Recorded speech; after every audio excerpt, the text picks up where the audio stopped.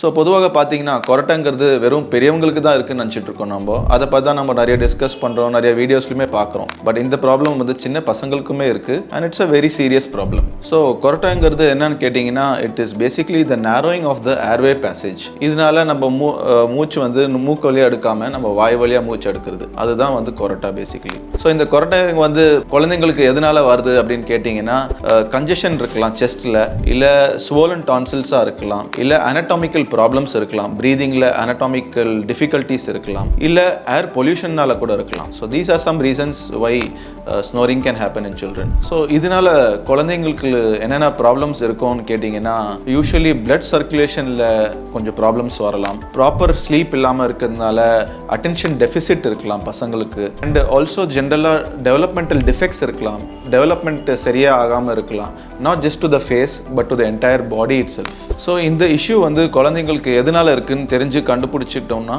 அதுக்கேற்ற மாதிரி நம்ம ட்ரீட்மெண்ட் கொடுக்கலாம் பசங்களுக்கு. ஸோ வாய் வழியாக மூச்சு விடுற இந்த ப்ராப்ளம் ஒரு சில குழந்தைங்களுக்கு டென்டல் டிஃபார்மிட்டிஸ்னால கூட இருக்கலாம். ஸோ இது நம்ம கரெக்டான ஒரு டைமில் கண்டுபிடிச்சி அதுக்கான ட்ரீட்மெண்ட் நம்ம கரெக்டாக கொடுத்துட்டோம்னா அந்த சைல்டோட ஃபியூச்சர் ஹெல்த் ரொம்ப நல்லாயிருக்கும்.